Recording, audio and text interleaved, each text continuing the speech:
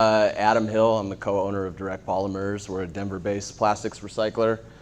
Currently, we process about process and transload about 1 million pounds a month of post-industrial plastics through our facility at I-70 in Colorado.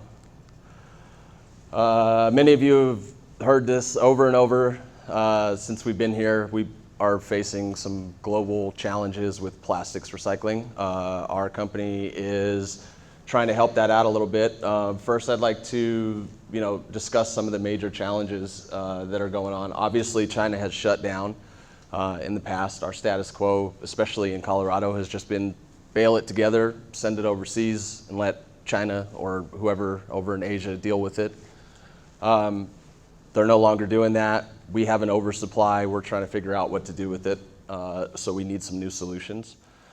Oil pricing is low, which means virgin resin is low, and as a recycler, we have to compete with resin pricing. We have to be priced significantly lower, otherwise manufacturers will just buy virgin material because it runs better, it's got less contamination. They prefer to run that stuff, so recycling has to be priced at a point that's competitive enough and incentivizes them to deal with a little bit more hassle in dealing with the recycled materials.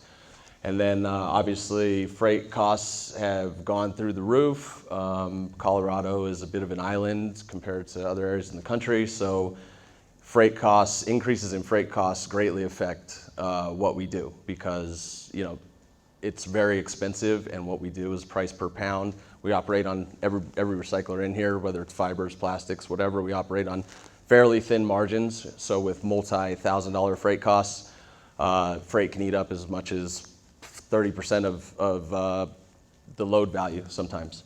So if we just look at basic economics, we're trying to recycle more plastics, provide more value, incentivize companies more in Denver to recycle and to want to recycle and think that there is value in recycling. Freight in, freight out, freight costs have gone up, like I said. Our margin is based on whatever we get paid for our plastic regrind, minus whatever we pay for the scrap, plus the freight to get it into us, plus whatever it costs us to convert it, plus the freight out to customers. So I'm obviously not going to decrease my margin. I'm going to push it onto you guys by not paying you as much for the plastics. That was a joke. We want to get our margin up. We want to get our sale price up. We want to get the price up to you guys, because the more that I can pay companies locally for their scrap, the more they're going to recycle with us. It's kind of a, it kind of just feeds itself in that sense. So the more value we can provide to local companies, the more they're going to recycle. The freight costs are not going to go anywhere, so really the only way to get this up is to increase the sale price or lower the conversion costs. We're going to add more equipment. What we're proposing to do is wash, pelletize, blend, post-consumer, and what we're going to call hard-to-recycle plastics. Our conversion cost is going to go up. We're going to add some additional shredding and grinding capacity so that we can bring our current conversion costs down, and we're going to try to keep our conversion costs about the same as where it is right now just to get it to regrind, but we'll have the same conversion costs to get it washed and into a pellet, a blended pellet. So really we can, to get this up, if we're going to raise this, then we have to get our sale price up. The other issue that we're facing is obviously pollution, and this is not a good thing for anyone. So, like I said, we're going to focus on hard to recycle plastics. What I'm going to define as hard to recycle is plastics containing like labels, dirt, paper, so it'd be milk jugs, it would be thread caps out of the oil field, it would be jugs like Pepsi, Coke. They use syrup jugs that they want us to recycle that contain syrup. We currently don't have nobody in our state has, or the surrounding states, has the ability to process this type of plastic. So it needs to get shipped to the West Coast, the Midwest, or the East Coast. And as our city's growing, the amount of these plastics that are being generated is growing as well. So there's definitely a need for this right now. Like I just said, there's no solution. I'll get through this quick.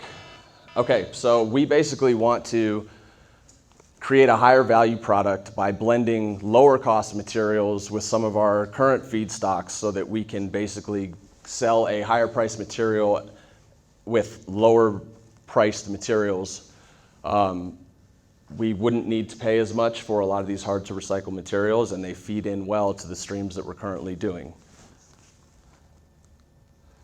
So what does that do? It provides more stability to our local recyclers. We don't have as much reliance on overseas. We can get better rebates, which will encourage recycling for local companies. And like I said, kind of our region, we're looking to service our region. It'll take a lot of these materials out of the landfill because a lot of this stuff, as you know, is going to the landfill right now because we don't have a local solution for it. It'll limit our shipping costs. Right now, some of these plastics, like I said, have to go to the West Coast or the East Coast. If it only has to ship across the highway over to us from your facility, you won't have those costs associated with shipping them to the out-of-state processors. And basically better pricing on our finished goods increases our margins, keeps us going better. We can filter that back down to you guys, like I just said. So I'll be one more minute. Real quick, why Direct Polymers? We already have infrastructure. We already have infrastructure with power, which is really important right now in the state. We have a lot of knowledge about what we're doing. I have a background in blending and processing.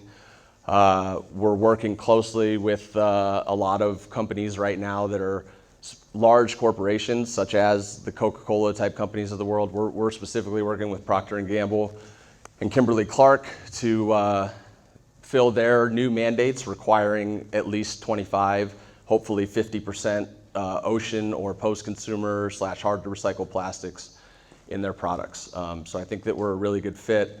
Like I said, we're currently processing about 1 million pounds a month through our facility now. And we're basically turnkey ready to get this project done. I'll go ahead and stop there. Well, thank you, Adam.